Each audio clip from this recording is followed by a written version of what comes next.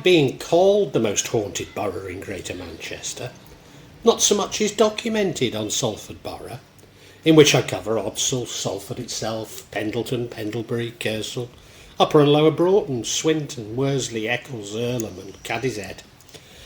The oldest parts of Ordsall Hall were built in the 15th century. However, a dwelling has been on the site more than 800 years. Mentioned in records dating back to 1177, Ordsall paid 2 marks towards an aid, a feudal due or tax. The original hall was owned by David de Hulton and was built in 1251. The hall came into the ownership of the Radcliffe family in 1335. As described in 1351, the manor had 120 acres of land, 12 acres of wood and 12 acres of meadow. In 1340s, Sir John Radcliffe campaigned in France with Edward III. He was well rewarded for his service, and he was allowed by the king to take with him some Flemish weavers back to his estate. He built cottages for them to live in, and he asked them to instruct the local weavers, because by then the weaving skills of the English were said to be of poor quality. In 1512, the current hall was built by Sir Alexander Radcliffe, the High Sheriff of Lancashire. The hall remained in the Radcliffe family until financial trouble hit Sir Alexander and the English Civil War broke out. With Sir Alexander supporting the Royalist cause, he was imprisoned and leaving his son and heir John in charge of running the estate before the financial impact forced him to sell to Colonel John Birch in 1662. The hall was sold to the Oldfield family of Leftwich in the 1600s, then later in the early 1700s to John Stock. After Stock's death, the hall was sold to his sons to Samuel Hill of Shenston in Staffordshire. Following Hill's death 2 years later in 1758, the hall was passed to Hill's nephew, Samuel Edgerton of Tatton. Sir John Radcliffe haunts the hall, especially the Star Chamber, the most haunted room in the hall.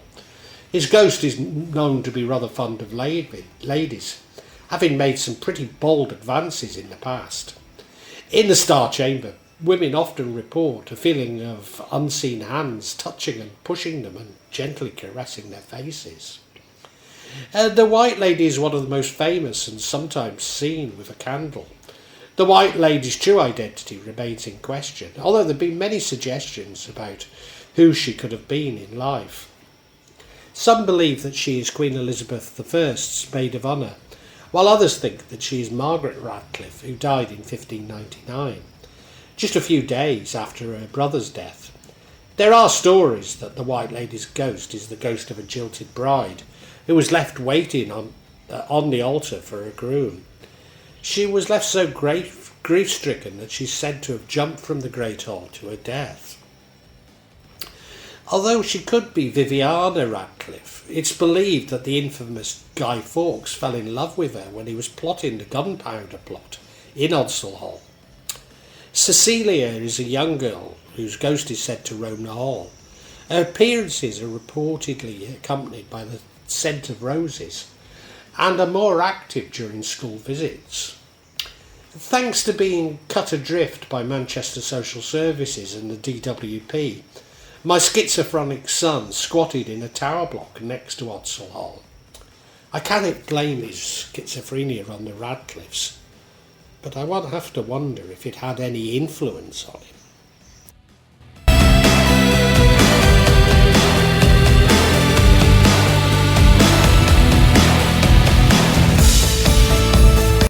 William Black Douglas, the owner of a mill who was notorious for bringing in pauper children from the streets of Salford to work in the mills, then casting them back out when they could no longer work. His ghost was reputed to haunt the Pendleton Old Hall, but he also reputedly had seen an old mill behind Cromwell Bridge on Littleton Road, but a factory no longer standing. A phantom figure in a cloak was glided silently from the balcony to the maze of factory machinery below. The entity is said to have been seen by a few staff in the building, and one night a guard fled after encountering a ghostly face staring at him through the window. It has also been seen on the banks of the River Irwell, itself reputedly the site of many ghosts. Since 2008 at the Black Lion on Chapel Street, figures of men, women and a child have been reported in this public house, as well as disembodied voices, opening doors, furniture and glasses moving unattended, and a coin which threw itself across an empty room. At the Adelphi building, the University of Salford campus, a member of the faculty facility said that some security guards would enter parts of this building because they could hear disembodied footsteps at night. The Church of St Thomas, locally known as Pendleton Church, from the 1950s onwards, sites of a haunted policeman who died ringing the bells on the Queen's coronation.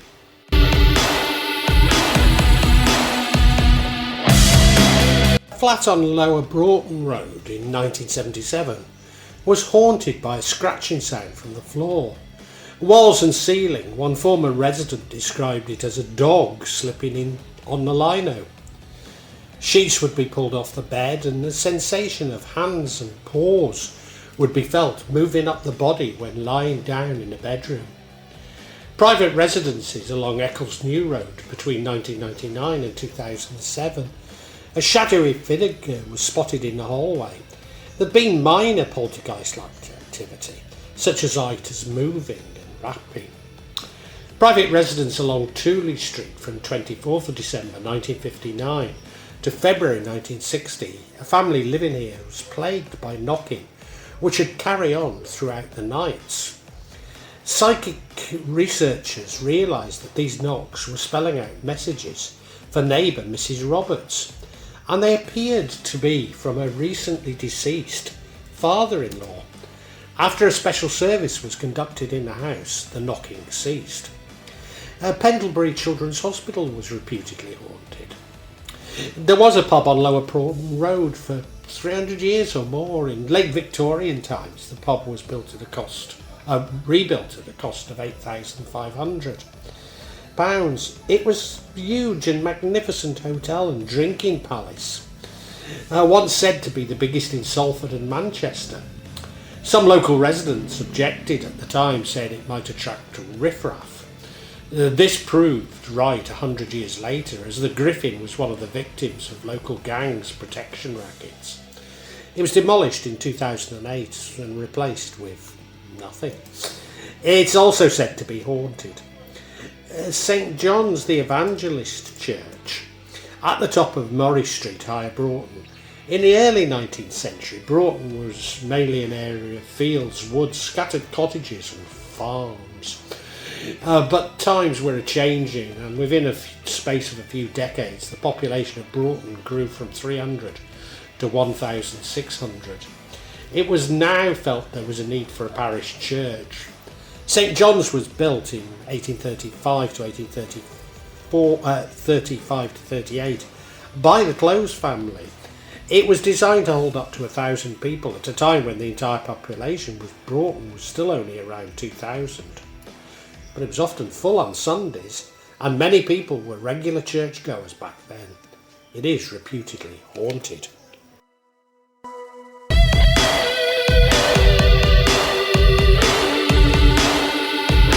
The Irwell Castle Hotel, a dark figure has been seen at the back of the hotel, seemingly slightly out of focus with the rest of the surroundings. Kersal's cell, a misty shade of a monk, appears but once a year. Kersal Moor belonged to the Close family until 1888, when Salford Council took over its management.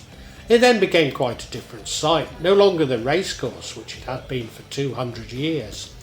The council wished for it to become a place of leisure on the north side of Moor Lane, being a recreation area. For the benefit of walkers, a drinking fountain was established. To give a really leisurely look, a bandstand or pavilion was erected, which was eventually burnt down. In 1787, a well-known Irishman called John McNamara, previously charged for political offences, escaped to England. In order to survive, he began his criminal activities in the area of wealthy merchants, which at the time was North Manchester. With his gang as robbers, he was caught stealing from the wealthy Cheetham house. The theft consisted of 3 waistcoats, 2 silk handkerchiefs, and £8 in cash. His political reputation, as well as the value of the theft, was sufficient to condemn him, and there was a determination to make an example of him. He left New Bailey Jail sitting on his own coffin in an open cart. The gallows had been erected on Sandy Hill, standing over the sandy hillocks. The gallows was guarded by soldiers overnight, with immense crowds assembling from early that day. Families even came with picnics and were ready to hold their children high at the crucial time. Although it was intended to be an example to deter burglaries, it was rumoured that pickpockets were working the crowd that day. The goriness of the hanging was thoroughly enjoyed, and we may say a good time was had by all. The body was allowed to hang there for some days to reinforce the message.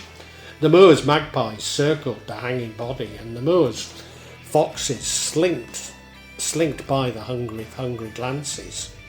Edward Laffer from Pendleton was sitting in the Sun House and heard a man moaning from the opposite side, asking for help.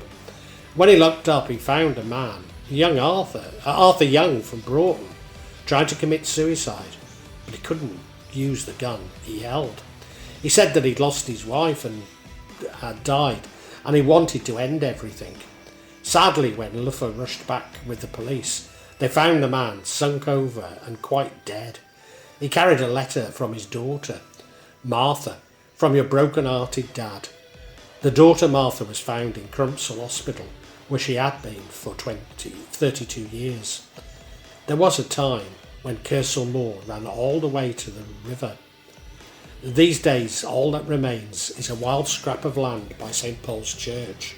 On a sad little heath, footpaths crossed sandy hills which are dotted with gorse and Scotch broom. Everyone in a 2-mile radius knows that the moors were haunted once. They think that the ghosts must have vanished now, fading away as the moors got smaller.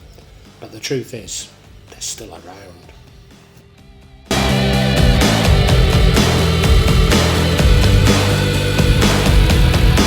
Husband and wife team, Michael and Steph Savage, had finished closing up the Church Inn in Swinton. They heard movements downstairs. The couples claimed to have heard a series of laughing and banging noises and were shocked to see what had been caught on the camera. Footage from the pub's in-house CCTV, taken from behind the bar, showed an empty bar doused in darkness with punters long gone, and the only light being the odd car headlight passing the windows. In the top right corner of the footage, however, at the tables sat near the bar, an unidentifiable presence appeared to be drifting around. Upon closer inspection, a vague shape looked to be wandering back and forth by the table, seemingly pacing nonchalantly. Very muffled noise could be heard emitted from the footage, although what exactly the noise is indiscernible.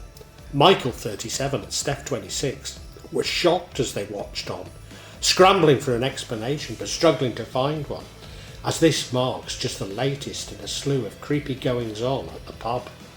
The couple claim that they can often feel a ghostly presence at the bar, adding that glasses are often smashed without explanation, and names are often heard being called. The Boozer, which was originally built in the early 1600s, has several reports of spectral activity, including one in the 1980s where a ghost supposedly attacked 2 men in a pub cellar. It's recorded that the pair were attacked after hearing phantom voices on the telephone alongside eerie footsteps, with one of the men eventually requiring stitches after an undisclosed head injury.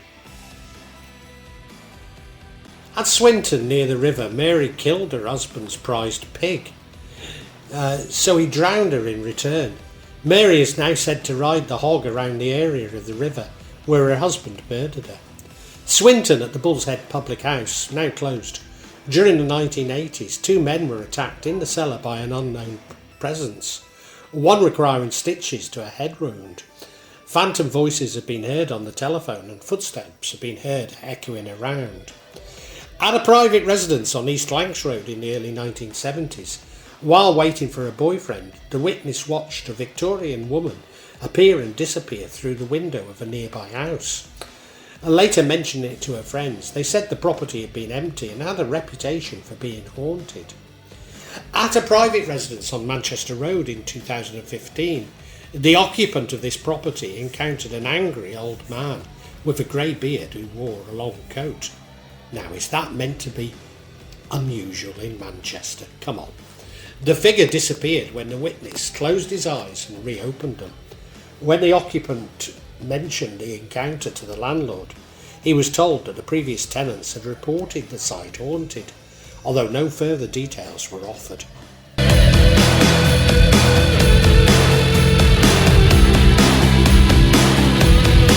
Grade 1 listed Wardley Hall was once home to the Bishop of Salford and is now home to a tale of the Screaming Skull.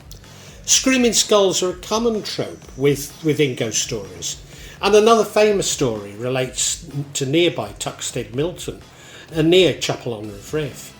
The owner of the skull is said to belong to Father Ambrose Barlow, a 17th century Catholic monk who preached the Catholic faith at a time when this was outlawed.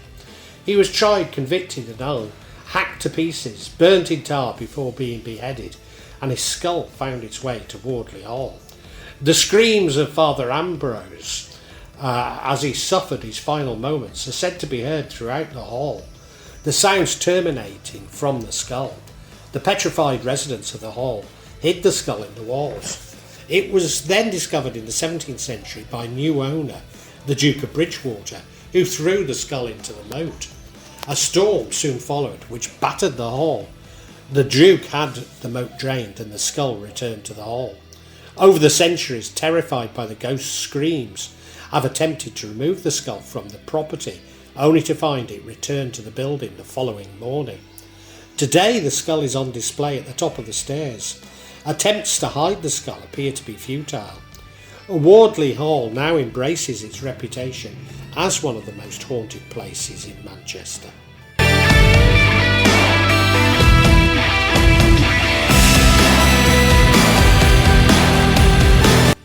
At the Black Swan Hotel, Olives Green, Cadishead, or is it just over the border in Warrington? Certainly it is the Irlam by Warrington and not Irlam of the Heights, which is also a part of Salford. A 1969 report mentions the ghost of Old Pat, described as a silver-haired old man who'd been seen in the bar. The licensee, Barry Green, reported that the hotel's electric organ was playing on its own. Footsteps were heard moving across the ceiling. Doors opening and closing by themselves. Bottles rattling in the cellar. The Great Wooden Hall on the Cadishead Mossland. This famous old farmhouse is also said to be haunted. The hall has a long history, with former residents discussing its past and any potential hauntings.